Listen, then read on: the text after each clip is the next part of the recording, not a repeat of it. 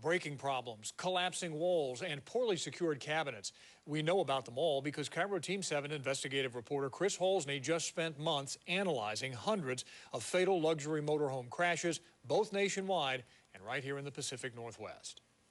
Federal law requires crash and rollover tests for cars, SUVs, semi-trucks, even charter buses. Here's one such test conducted just last month.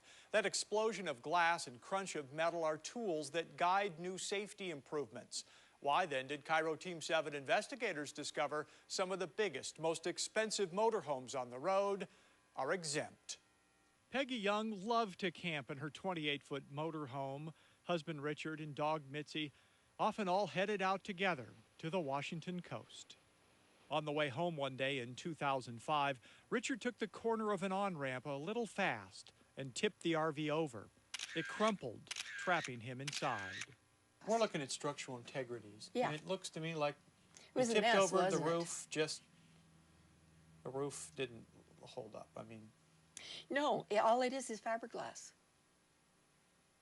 These motorhomes are only fiberglass. They have the wood framing, you know, thin wood framing, but they're just fiberglass. There's nothing there to keep anything like this from happening. Richard came out of the low-speed flip and roll with a brain bleed. He died 11 days later. Peggy just couldn't believe how easily their Class A RV fell apart, and still today wonders if a few simple safety standards could have saved his life. They have some incredibly strong materials now, very high-tech. And I don't see why they couldn't put some kind of a reinforcement that goes across and around. KIRO Team 7 investigators used a computer to analyze 2 federal databases filled with more than 5,000 RV accident, safety, and mechanical deficiency reports.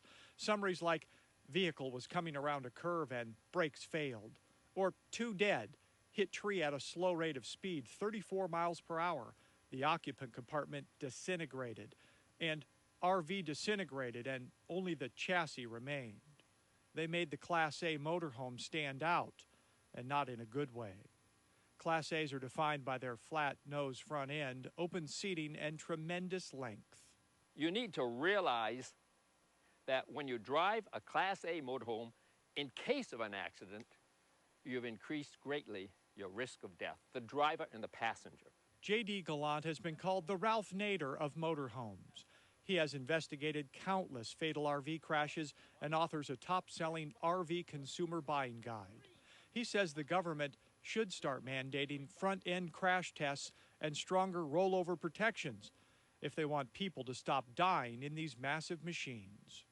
We know from accidents, Chris, what's happening, but the industry isn't into studying Class A accidents. They just aren't into it. If they did, if RVIA would study Class A accident, took every Class A accident, put them up on the wall, and had a special small department that studied these accidents, said, oh, we've got to make improvements here, they could do it. And they would reduce the deaths by 80% at least, 80, 90%. We called numerous RV manufacturers to respond to this investigation. Only one took us up on our offer. Western RV in Yakima, the maker of the $250,000 Alpine coach. We sell safety. Vice President Burke Morgan says the government requires front-end crash and brake tests, but just for empty chassis only. Once all those studs and sidewalls and TVs get installed, it's up to each manufacturer to decide how best to hold parts together in a crash. It's amenities in the product, it's the style, it's the floor plan, obviously, but the safety aspects and the custom chassis design is something that the consumer that buys an Alpine coach is looking for.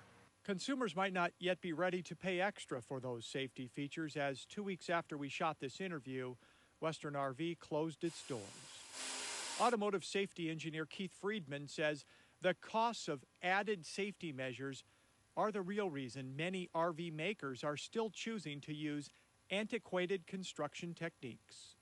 Put a steel platform out there and you put some wood on it, and now you start nailing wood 2x4s to it or screwing in some aluminum studs. Those things are not going to carry the loads when the thing gets in a rollover. RV crash widow Peggy Young wishes she didn't know exactly what that looks like. The Recreational Vehicle Industry Association had this to say about our research. NHTSA, the National Highway Traffic Safety Administration, hasn't crash-tested finished motorhomes because they are fundamentally safe. There simply haven't been enough deaths to warrant the cost of purchasing and testing these types of vehicles. You can read more from the RVIA's statement at KIRO-TV.com. Back to you. All right, Chris, thank you. Also at KIRO-TV.com, we add a new dimension to our investigation by letting you check for your RV against a list of brand names for known problems. Find it with extensive coverage of our Team 7 investigation at our homepage.